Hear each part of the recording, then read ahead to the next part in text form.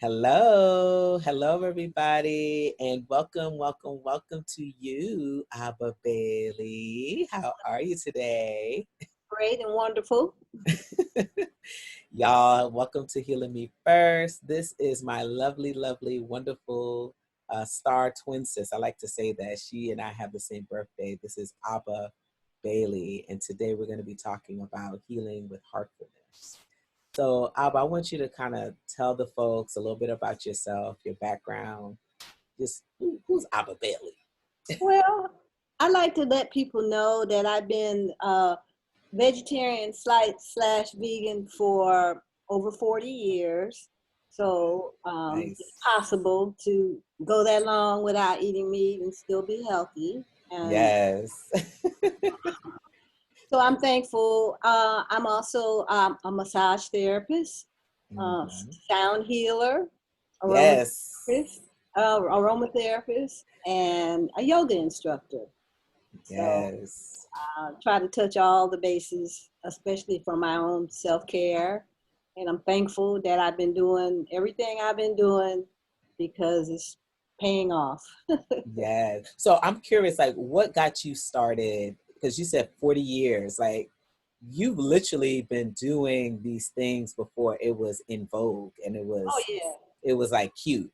So what was happening in your life, or like just during that time where you felt like that was a calling for you to be healthy and on a healing journey? I won't even say that it was cute as so much as it was considered weird. So what got me on my journey really was had graduated from Michigan State and had gone back home to Detroit and got involved with a very, activist militant organization, Pan African Congress. And a lot of the people that were involved in that were also into, eating healthy. So that's really how I got my start. And I read that book by Dick Gregory, Cooking with Mother Nature. Yes. Yeah, I read that and it just turned me out. I was like, oh yeah, I want to do this. And so I embraced at the time being vegetarian, and back in the day, you could be an ovo vegetarian or a lacto vegetarian or ovo lacto, which meant that you still ate eggs and dairy, cheese and stuff like that. And then I also, back in that time frame, got interested in raw and living foods too. So I was always, working on evolving from being just a straight up vegetarian. And then I started with a vegetarian diet more for health reasons. But Mm. as I got into it, I was able to transition into being vegan because of more for the compassion. So I didn't start out with the, oh, I love animals and all that kind of stuff like that. Yeah, I yeah. started out more for health, but the longer I stayed with it, the more I could not, I could always rationalize away if I ate some cheese, or ate some with eggs in it. Oh, this one time won't hurt. But once I really began to embrace the cruelty in the dairy industry, I just felt like I didn't want my money to support that. I didn't want to support an industry that was so cruel. So Yeah, no, that's powerful. That's really powerful. So, I know that you've been doing quite a few things. Abba and I have done healing work together. She's done sound baths for me. She's done massage for me. Like I always tell people, like, Abba Bailey for me is the blueprint. She's just the blueprint, because as you sort of age with fine wine, she is just, it's like graceful. She's constantly working on herself. She's constantly just getting better and refining herself and exploring different aspects of her wellness. And I really get excited about that, because as long as you're here on the planet, to me, it's an opportunity for you to explore the fissures of your wellness. You could be excited about yoga and then okay, I'm going to incorporate that. But then there are these other areas that you haven't yet to explore. that you can explore that can really expand the healing work that you do on yourself. And so I know now you're really excited about meditation. So I Yes. wanted us to talk a lot about that because I know that that's like your baby right now, meditation. Yeah, I started Heartfulness meditation in summer solstice of 2019. So little did I know what was on the horizon with us going into the pandemic in the following year in March of 2020. Yes. So at the time, my daughter was expecting and her baby was due, and I was leaving Atlanta to go be with my daughter in Florida. And I can remember the last time I went to the meditation session. We would have these sessions on Sunday mornings. And I was telling everyone, well, I'm going to be gone, for about a month. And, little did I know that that was the last time that we would actually meditate together in person. But Wow. since then, we do meet on Zoom twice a week. And I've also joined another group out of Dayton, Ohio, and I meditate with them as well on, virtually. So even though I had just kind of started getting my feet wet back in 2019, the fact that I'm still doing it is for me a real blessing. And it's because of the people that are involved in this type of meditation are very sincere and also very tech savvy. So I've been able to continue on this path. And I'm thankful that I have had the time to really sit and be quiet and be still, especially in the beginning of the pandemic when we were locked down and told to stay in and like that. That's when I really, really got into my meditation. I mean, I always had been meditating through yoga, but I always kind of felt like I wasn't quite, it just kind of felt like sitting there and your mind is just, all over the place. Yeah, yeah, yeah. And then also being a yoga instructor, I always felt that I had to, sit on the floor, in cross-legged position. And I don't care how many times I would do it. After about, maybe I might have got up to 20 minutes where I wasn't uncomfortable anymore. But, at some point, your knees start bothering you, your foot go to sleep, or your hips, and you can't really go deep when you're feeling that in your body. And I just know from my yoga practice that I'm just really tight in my hips. So it would always show. Yeah.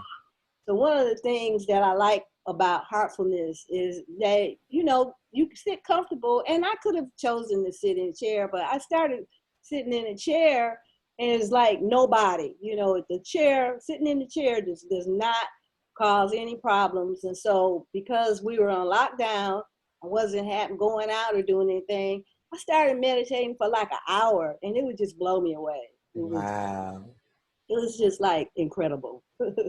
So I want you to really, let's kind of talk about healing with heartfulness. I know that over the years, we've talked a lot about heart work.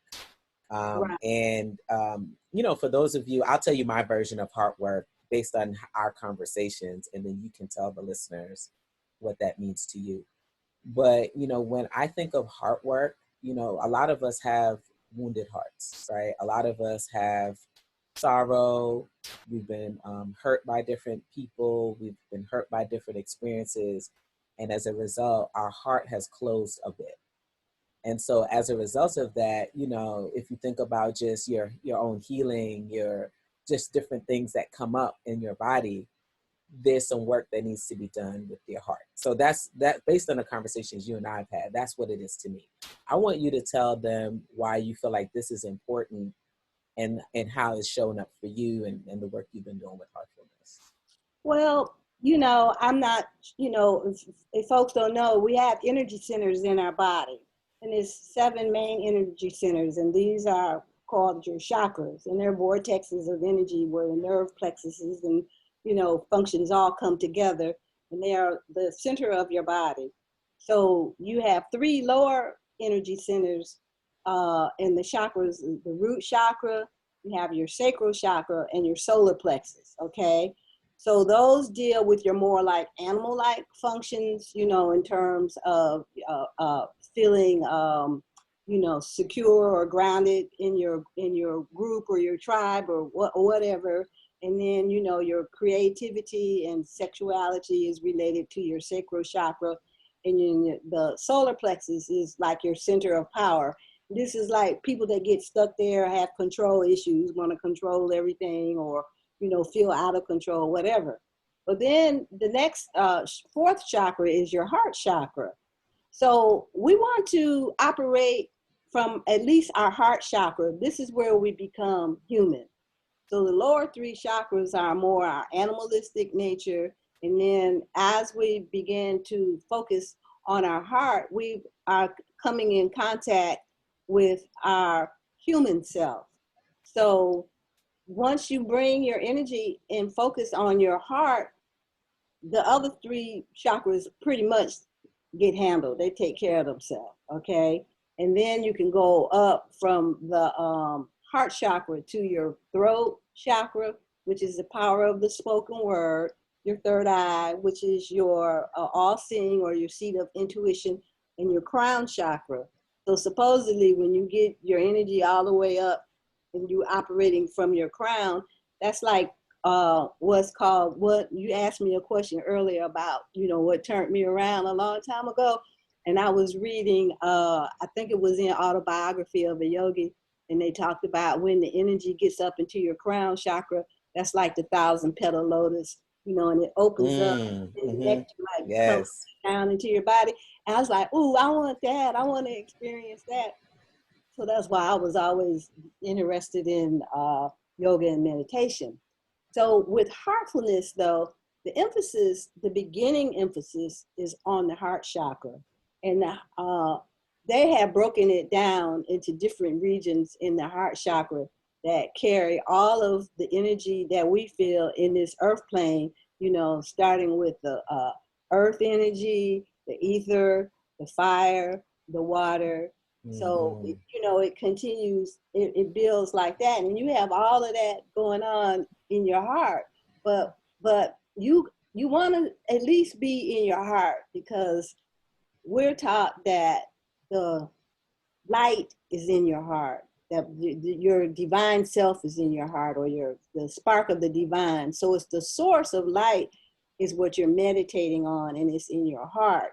So I've done other kind of meditations before where I have a mantra, you chant that, or you know, I use a mala. I've done that. And the breathing, I can still focus pretty good when I do certain breathing technique or pranayama and meditate. But with heartfulness, you focus your energy on your heart center, okay? And when you do that, every time you find your mind going off, you just keep bringing it back, and you work on feeling what you're feeling in your heart area. So you're learning to move from thinking to feeling. And when you're focusing on yourself from the inside out in terms of what you're feeling, your thoughts begin to slow down. And once, you know, so the thing about when you meditate, that's the natural tendency is for the mind to think. So you're not going to stop your thoughts, but at the same time, you can watch your thoughts. You don't have to participate in them. So they come up in another one. So it's like you're watching, it's like watching clouds floating by. So that's one reason why yoga is so good, because it does help you focus on your breath. And when you focus on your breathing, that helps slow your mind down. But also feeling what you're feeling in your body also gets you out of your head. It gets you out of your thoughts. So the main emphasis with heartfulness as a beginner is to just stay focused in your heart. We do, and you want to move from thinking to feeling. So when you're feeling, you are actually not thinking, but you're actually focused on the sensations that you have. And like, you know, as soon as your mind gets ready to go off, you just, you know. So say like you might sit for, you know, 30 minutes, and you'll notice that as that time goes, your thoughts start to slow down. So for Right. me, it takes me really a good hour before I can get to that point where I'm actually in deep and absorbed within that light that's in my heart. So Wow. I just found, and I mean, it's a good practice for beginners, for people who have never meditated, but for people who have experience with meditation, it's good to have that experience because again, you can compare what you're what you're feeling and how, you know, like, are you really meditating or are you just sitting there, you know, Ah, all of these thoughts? You see what I'm saying? absolutely. I You have do. like I guess like a baseline, and then there's some other aspects of heartfulness. And one of the unique things about heartfulness is it is uses a system called pranahuti, which is the actual transmission of the light. So you're receiving the light into your heart from the person who is the global guide of heartfulness now. There's like over 1 million people that practice this. So they give you like different scenarios, the ways to help you improve your meditation practice. And one of them, and you know, and the thing about it is when you study other types of meditation, you'll find similarities. A lot of times they're saying some of the same things, and one of them is, you know, to meditate before the sun comes up, because Yes. that's really important when you are receiving the transmission, because it's coming from the source of all of this, but it's channeled through someone who can channel it to you. So I know sometimes people say, I don't want to be receiving that. I don't know who that is. You Right. So I'm not really that versed in explaining all of that, but that is part of it, because I don't want to lead people, you know, into something and they go, oh, I don't want to do that.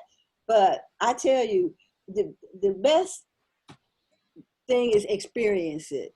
That's the thing. Yes. So I So want you to tell the folks, like, I mean, because I know there are people who are listening that might have a challenge sitting still. So I mean, many of us they struggle with meditation, right? Just getting still and really getting into being quiet, right? And so now we're talking about heartfulness, which seems like more challenging, right? So I'm okay. just what's accessible, and when you started doing this, what was accessible for you to really start thinking about and actively doing heartfulness? Well, like I said, you know, being comfortable sitting in the chair so that I don't have to worry about, you know, my foot going to sleep or my hip getting sore, you know, and feeling my body sitting in a chair. So another thing that helps when we go into our meditation, we do a relaxation first. So, you know, you sit and you focus on every part of your body, and you start by saying that, you know, the energy of the earth is coming up into the soles of my feet, and it's Mm, relaxing my my toes, my feet, and my ankles. And then you actually, you know, you allow yourself to feel what that feels yeah. like. So it's a progressive relaxation. And then you bring it up into your knees. You breathe. You take a deep breath. My knees are relaxed. It's coming up into my Mm, thighs and my hips. Each time you take a deep breath and you say, my hips are relaxed. So, you know, what I like about heartfulness, they keep it really simple. So even though you're doing a progressive relaxation, there are also what they call vestibules in the sides of your body that collect tension. And so when you do this progressive relaxation and you take a deep breath at each of your areas where your joints are, you're releasing, you're emptying, you're leaving that out. So that already helps you, you know, get your mind quiet so that you can be, you know, more inclined. And then when you sit, even though your mind might be, you know, if you keep coming back to your heart, it's going to do something. You're going to feel it. yes. Like, so you don't worry about, if you don't let that stop you. Say, oh, I just can't be still. you know, and then they have, you know, we have members that are called preceptors or trainers. They're experienced people who've studied, and they'll meditate with you, so that helps. But it's it's just like when you finally get in there, and you might only get in there for a get deeply absorbed, but not even a minute. It might be like, you know, 30 seconds. It's like, wow. So you get to the point where, oh, I really like this. I want to do more. And I was laughing because I, you know, studied meditation before I did Heartfulness. And I remember reading about how when you meditate, it has this effect on your brain called neuroplasticity. So Yes. like it's What's that? neuroplasticity. It's kind of like rewiring your brain, okay? And so usually when I sit for longer than 30 minutes, 45 minutes to an hour, my brain, and I'm not having no thoughts at this point, my brain is like, remind me of the lava lamp, you know? It's like, Oh, you I know know, about that lava lamp. It's just color and movement and and black and shapes, you know, and yes. that's what and I'm like, oh wow, this is incredible. So, but there are other aspects to heartfulness too that help with the wandering mind, and because you're a yogi, you study the samskaras, and the samskaras are impressions that get left on our mind, in our Yep. mind. And Mhm. those samskaras can also go deep into your subconscious mind. So the meditation that we do in the evening is a cleaning. And what you're doing is you're releasing, you're letting go of things. So when you're sitting, you imagine there's like smoke or vapor coming out of Oh, your coming out your backside. head. Yeah, Hmm. coming out the back, the whole length of the spine. And we just started doing another type of cleaning where you sit and you imagine a golden light or golden Hmm. liquid surrounding your pelvis. And then that moves up your spine and it comes into your arms and down out your hands. And then it comes up your neck and into your head. Well, we just started adding that to the cleaning. Then you sit and imagine the smoke, you know, coming out your back. Okay. So the thing about the pelvis and the gold, you know, I was kind of having a little stiffness in my lower back and kind of feeling it. It's gone just from doing imagining that golden light. So the thing that I like about heartfulness too, with all of this, there's so many there's YouTube videos that you Yeah. can look at that help you visualize and see what you're imagining with that smoke coming out your back. But one of my challenges that I was having in life, I felt like I dwelled on the past a lot. In my thoughts, I would notice, why am I always thinking about stuff that has already happened? And it would kind of bother me sometimes. I didn't want to be thinking about, I really want to be present, like right now Yep. in this moment, which is really, really important.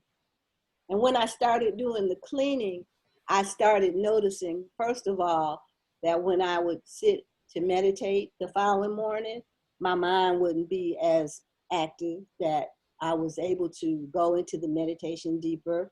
And the other thing about the cleaning was that I noticed thoughts about the past begin to go away. Wow. So it was just, I felt like, and you learn, I mean, all spiritual paths pretty much tell you the same thing, you know, Hmm. but Yep. you have to pick and choose what resonates with you, you know. So what resonated with me was the fact that I could sit for an hour and really be absorbed and do the cleaning in the evening and know that I was getting rid of the samskaras. And I guess the best way I can explain to a samskara to a person who's not familiar with this term would be like, say like you be at work all day. And I know I know people have, you know, issues with their coworkers, or you might have a boss that be snapping on you, and then, you know, you get home, you don't really want to take that home with you, but you know, you be dwelling on it, you be thinking, I can't believe she said this or he said that to me. and you're thinking about what you should have said or something. So instead of doing that, you do your cleaning. And when you're doing your cleaning, you're not dwelling on things that happen, but you're letting go of things that happen during the day. Yeah. So it's like a scrub. It's like it's easy to let it go if you do it, catch it, but don't forget, you've had all your life, you've got impressions Yes, that's stored up. true. So That's that's true. when you start getting deep down in there and cleaning out your subconscious mind too. So, but it gets pretty deep, but and I know that you're, a yogi and you've studied, the yogic texts and all of that. The person who is the head of Heartfulness now, he has written some of the most beautiful pieces about the yogic path and what yoga. So actually, heartfulness is considered Raja yoga, yoga of the mind. So you're getting into Yes. when you look at Patanjali, and he wrote like about the 8 limbs of yoga. So the meditation, that's the whole purpose. I mean, the actual doing the postures and all that, which is called the asana, that's great for your body. Yeah. Yeah. If that's what you do that to prepare you to do the That's meditation. right. That's right. So I found now, as I'm living longer, that I may not be into doing a whole lot of handstands anymore, and really uh, acts of physical strength, more into the mental part of it. So it's the Yes. yoga of the mind. So it's perfect. It could, like I said, it couldn't have come at a better time. And now that I have more time on my hands, I've really had a chance to, experience it. And there's some other parts of heartfulness that we do also. One of the things, we get together and we meditate together a lot. Are you familiar with the term egregore? I'm not. What is Okay. that? An egregore is an energy that when people get together, they form a group and they get together and they meditate. That's an egregore. It changes the energy in the area. Oh, I'm very familiar with this. When the Right, pandemic started, I think, like there were different meditation groups that would get together to meditate, and right, like that collective energy at a particular time, probably like in the evening, just so right, that you can collectively push right. good energy Well, into an intention that you have, right? yeah, So that's is an it something like egregore. that? Yeah, Gotcha. it's an egregore, So that's the beauty. I mean, really, everything is energy anyway. When we get so caught up in this physical material world, like, well, if you can't, see it, you can't prove that it exists. But everybody works on energy. Energy in terms of, even when you be around certain people, you get a vibe from them. That's energy. Yeah. So it's all it all like ties together. But I was saying that he writes about beautiful writings, the most beautiful writings about yoga and uh, um, in consciousness, and elevating our consciousness. But the most important thing, they say, just be in your heart. Always be in your heart. And one of the things they say, when you meditate in the morning and you notice how you feel, because they encourage you to journal, to write how you feel, and that helps you to pay attention and to observe, because you got to write something. Yeah. You take that feeling with you throughout the day.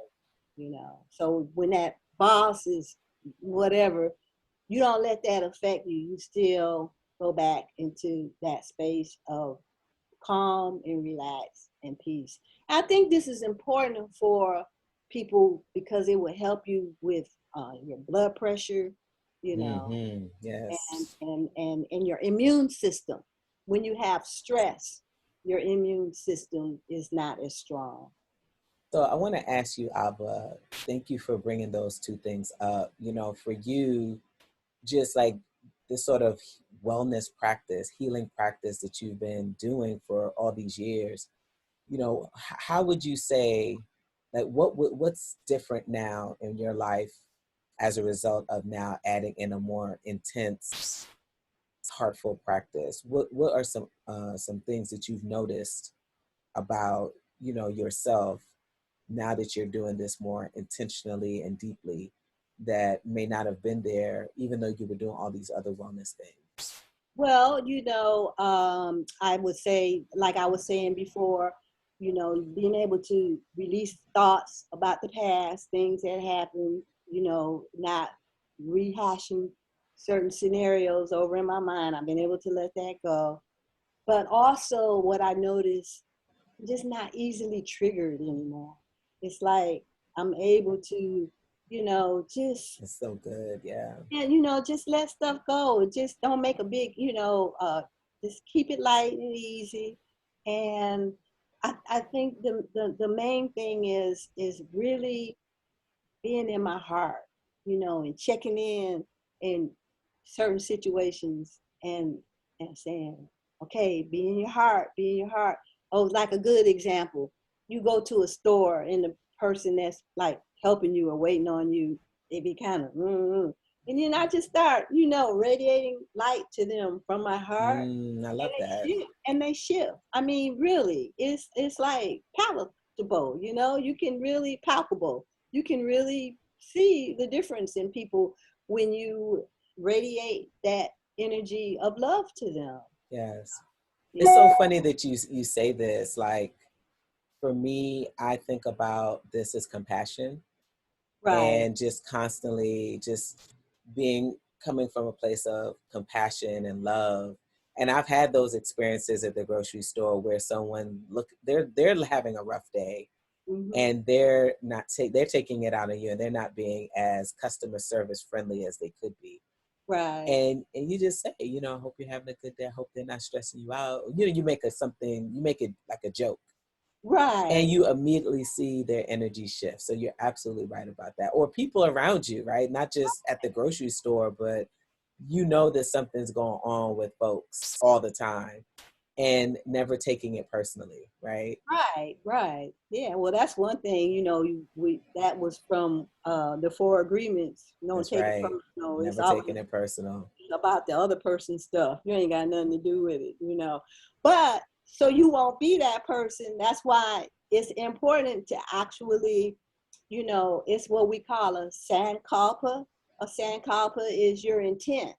You set your intent when after you meditate, that my mind is balanced, my mind is at peace, my Yes, I mind love is that. connected to the absolute. I have the mind of the absolute.